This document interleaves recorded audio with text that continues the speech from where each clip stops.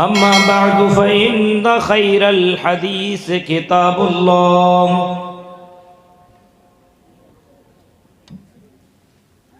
व खैरल हदी हदी मुहम्मदिन सल्लल्लाहु अलैहि वसल्लम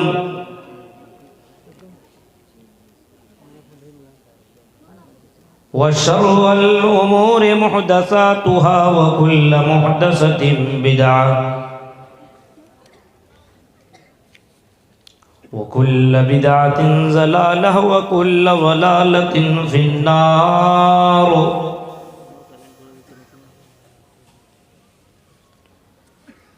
अऊज़ु बिल्लाहि मिनश शैतानिर रजीम। बिस्मिल्लाहिर रहमानिर रहीम। लक़द मन्नल्लाहु अलल मुअमिनीन इज़ बअस फ़ीहिम रसूलन मिन अनफ़ुसिहिम यतलू अलैहिम आयातिहि व युज़क्कीहिम व युअल्लिमुहुमुल किताब वल हिकमह व इन कानू मिन क़ब्लु लफ़ी ज़लालिम मुबीन।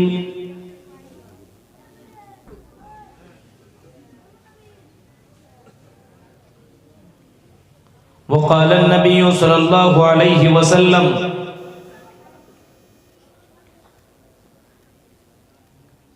सबअतुन युज़िल्लुहुमुल्लाहु फ़ी ज़िल्लिही यौम ला ज़िल्ला इल्ला ज़िल्लुह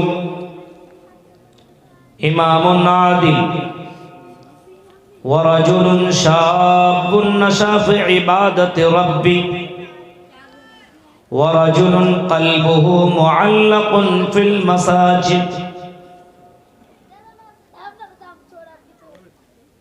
रब्बि इश्रह ली सदरी व यस्सिर ली अमरी वहल्लुल उक़दतम मिन लिसानी यफ़क़हू क़ौली।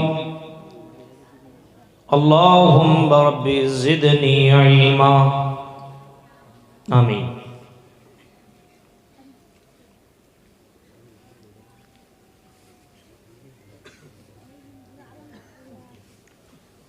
दो रोज़ा अज़ीमुश्शान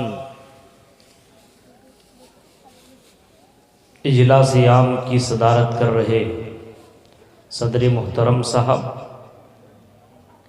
स्टेज पर तशरीफ़ फरमा उलमाए किराम, चांदपुर कलियाचक इसको क़ुर्ब व जवार से आए हुए मुअज़्ज़ज़ सामीन हज़रात, इस्लामी बुज़ुर्गों, नौजवान दोस्तों, प्यारे बच्चों और पर्दा नशीन मेरी माँ और बहनों,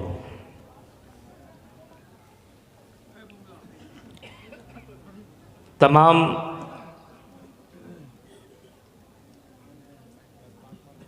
किस्म की हम्दो सना, किबरियाई, बड़ाई, बुजुर्गी उस रब्बुल आलमीन के लिए सज़ावार है जो हम सबका खालिक व मालिक है। बादहू दरूद व सलाम के बेशुमार फूल निछावर हों उमूमन तमाम नबियों पर, खुसूसन हम सब के नबी, आखिरी नबी जनाब अकरम मुहम्मद अरबी सल्लल्लाहु अलैहि वसल्लम पर। अल्लाहुम्मा सल्लि व सल्लिम व बारिक अलैहि। मेरे इस्लामी भाइयों, बुज़ुर्गों, नौजवान दोस्तों, प्यारे बच्चों, मुझसे पहले आपने बहुत ही शानदार खिताब बंगाली ज़बान में आपने सुना और उसके बाद आप मुझे सुन रहे हैं। अल्लाह ताला से दुआ करता हूँ कि रब्बुल आलमीन कहने वाले को भी और सुनने वाले को भी, दोनों को अमल करने की पूरी पूरी तौफीक अता फरमा। आमीन।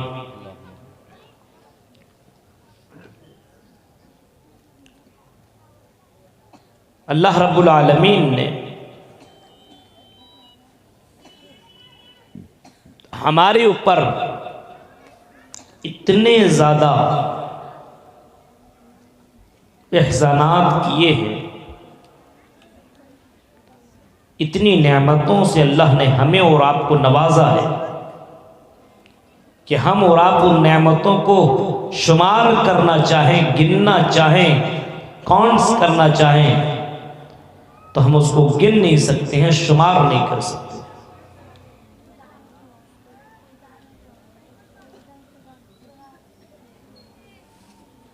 लेकिन अल्लाह तबारक व तआला ने किसी भी नेमत के ताल्लुक से ये नहीं कहा कि मेरे बंदों मैंने ये नेमतें तुम्हें दी है तो मैंने तुम्हारे ऊपर बहुत बड़ा एहसान किया है,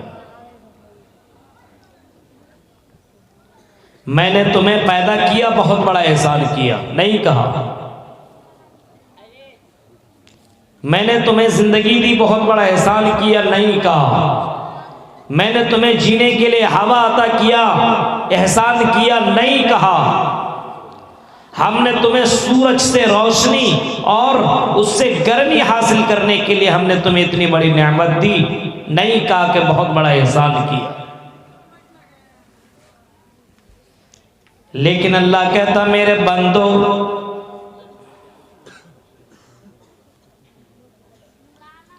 हमने ये सारी की सारी नेमतें दी, लेकिन किसी भी नेमत के ताल्लुक से ये नहीं कहा कि मैंने एहसान किया। लेकिन मेरे बंदो मैंने एक ऐसी नेमत तुम्हें दी है और इतना बड़ा मैंने तुम्हारे ऊपर एक एहसान कर दिया है। तुम्हारी जिंदगी जानवरों जैसी कट रही थी, जैसे जानवर को न चलने का तरीका मालूम है, न जानवर को बैठने का तरीका मालूम है, न जानवर को खाने पीने का तरीका मालूम है। जानवरों जैसी जिंदगी तुम काट रहे थे, लेकिन नहीं मेरे मोमिन बंदो, लक़द मन्नल्लाहु अलल मोमिनीना इज़ बअस फ़ीहिम रसूलन मिन अनफुसिहिम। आई मेरे मोमिन बंदो, हमने तुम्हारे ऊपर ये बहुत बड़ा एहसान किया कि तुम ही में से मैंने एक रसूल को, एक पैगंबर को, एक ऋषि मुनि को, एक दुनिया के अंदर डराने वाले को भेज दिया। बहुत बड़ा एहसान किया।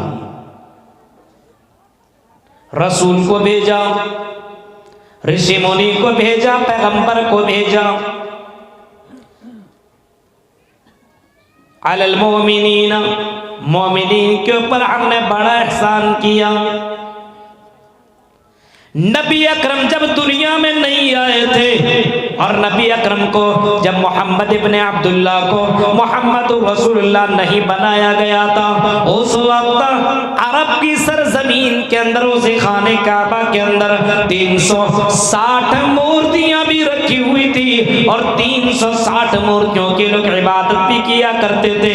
360 मूर्तियों के सामने अपने पेशानी को भी झुकाया करते थे, टेका भी लगाया करते थे, सजदे भी किया करते थे, नज़र नियाज भी किया करते थे, चढ़ावा भी चढ़ाया करते थे। मोहम्मद इब्ने अब्दुल्ला ने जब मोहम्मद इब्ने अब्दुल्ला को मोहम्मद रसूलुल्लाह बनाया गया तो मोहम्मद रसूलुल्लाह ने लोगों को जमा किया और जमा करने के बाद आपने लोगों से यही कहा कि लोगों बोलू ला इलाहा इल्लल्लाह तुफ्लिहू, कहो ला इलाहा इल्लल्लाह, कामयाब हो जाओगे। तुम क्या कर रहे हो तुम्हें मालूम नहीं है, तुम जानते नहीं हो कि तुम कितना बड़ा पाप कर रहे हो। अल्लाह को छोड़ करके गैरों के सामने सजदा करना कितना बड़ा पाप है। अल्लाह को छोड़ करके किसी और के सामने मांगना, किसी और के सामने अपने हाथों को फैलाना, ये अल्लाह को बर्दाश्त नहीं है, ये अल्लाह को बिल्कुल पसंद नहीं है। आपने मोमिनीन के सामने, आपने लोगों के सामने अल्लाह के बारे में पेश किया, अल्लाह के बारे में बताया, अल्लाह के पावर के बारे में बताया और आपने फरमाया कि लोगों ये सबसे बड़ा पाप और सबसे बड़ा जुर्म ये है कि तुम अल्लाह के साथ किसी को शरीक करो, ये सबसे बड़ा पाप है। और किसी ने सवाल करने वाले ने सवाल किया था, या रसूल अल्लाह ये बताइए अय्यु ज़म्बि अअज़म इंदल्लाह, अल्लाह के नजदीक सबसे बड़ा पाप और सबसे बड़ा गुनाह कौन सा है? आपने जवाब दिया था अल्लाह के नजदीक सबसे बड़ा पाप और सबसे बड़ा गुनाह यह है कि तुम अल्लाह को नहीं है। आपकी बीवी जिससे आपने शादी की, आप उसको सब कुछ दें, सारी चीजें ला करके उसको दें, लेकिन आपकी बीवी आपके अलावा किसी और से भी इश्क लड़ाए, किसी और से भी प्यार करे, किसी और को भी अपने बिस्तर में बुलाए, किसी और के बाइक में बैठ करके एंजॉय करे, मस्ती करे, पार्कों में जा करके गले में हाथ डाल करके घूमे। बताओ कोई मर्द ऐसा हो, कोई शौहर ऐसा हो जो अपनी इस बीवी को और इस बदचलन औरतों को अपने बीवी बनाना बर्दाश्त करेगा? कोई अपने बीवी को अपने घर में रखना गवारा करेगा?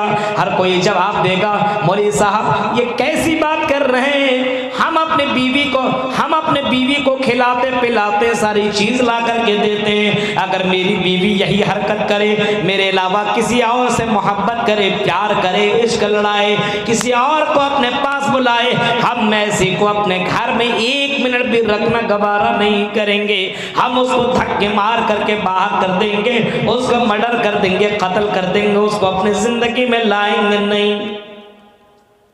ये छोटा सा गुनाह है। आपकी बीवी थोड़ी सी गलती कर रही है, लेकिन आपकी नजर में कितना बड़ा पाप है। ये शिरक आप बर्दाश्त नहीं कर रही है, शिरकत, मोहब्बत में शिरकत को बर्दाश्त नहीं किया जाता। यही फरमाया कि अल्लाह को बर्दाश्त नहीं है। अब बताओ 360 मूर्तियों की इबादत करने वाले को अल्लाह कैसे बर्दाश्त कर सकता था?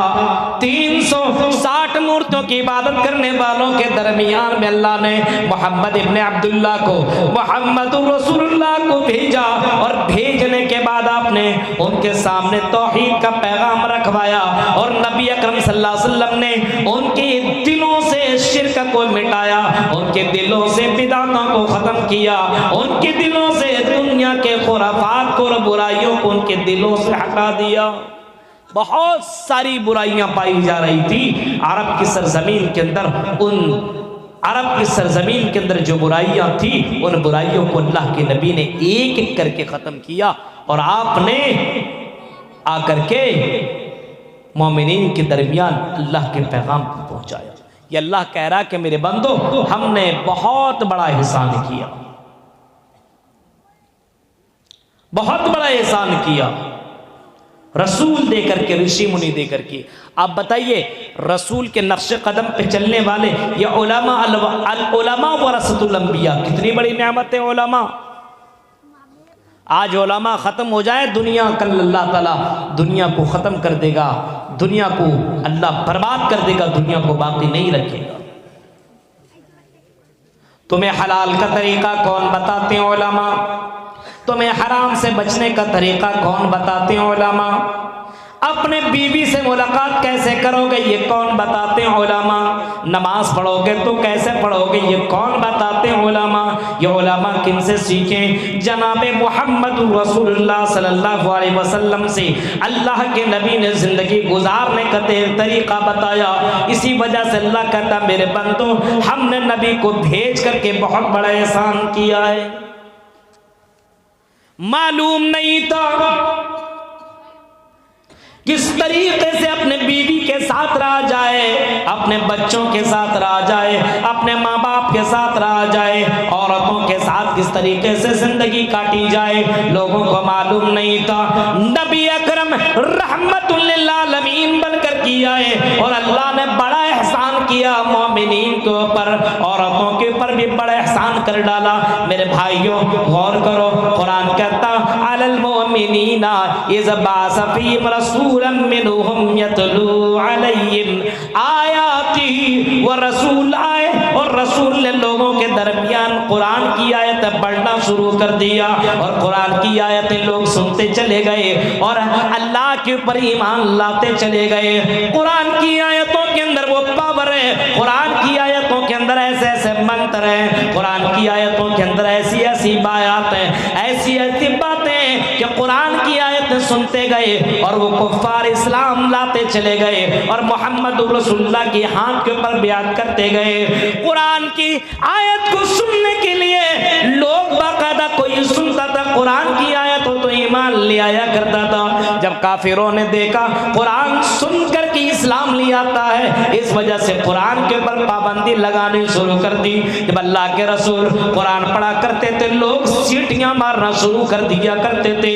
जब लोगों ने कुरान के ऊपर पाबंदी लगानी शुरू कर दी और लोग यही कहने लगे, अरे वक़ाल लज़ीना कफ़रू ला तस्मऊ लिहाज़ल कुरान, वो लोगों इस कुरान को मत सुनो, इस कुरान से दूर रहो, इस कुरान को अगर तुम सुनोगे तो ये कुरान भाइयों भाइयों में जुदाई पैदा कर रहा है, बाप बेटे के दरमियान जुदाई पैदा कर रहा है। एहसान किया इतना बड़ा नबी को ला करके और नबी ने सब कुछ ला करके पेश कर दिया, लोगों के दिलों को पाक साफ किया, लोगों के दिलों के अंदर जो अल्लाह के अलावा कोई और भी दिल के अंदर बैठा हुआ था उसको खत्म करवाया जनाब मोहम्मद रसूलुल्लाह सल्लल्लाहु अलैहि वसल्लम ने। दिल से बुग़्ज़ को, हसद को और इन तमाम बुराइयों को अल्लाह के नबी ने खत्म करवा दिया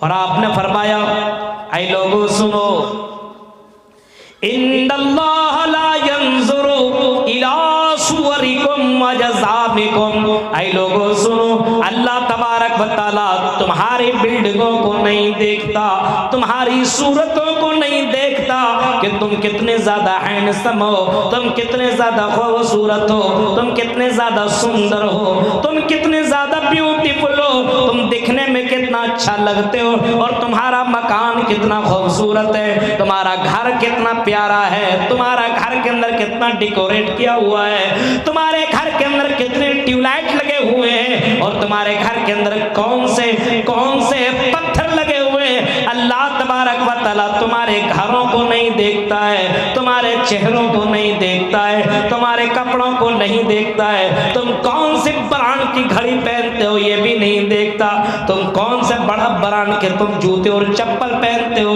ये अल्लाह नहीं देखता है। बल्कि अल्लाह के नबी फरमाते हैं, ओ लोगों, अल्लाह तबारक व तआला तुम्हारे दिल को देखता है, तुम्हारे अमल को देखता है, तुम्हारे दिलों को देखता और तुम्हारे अमल को देखता है।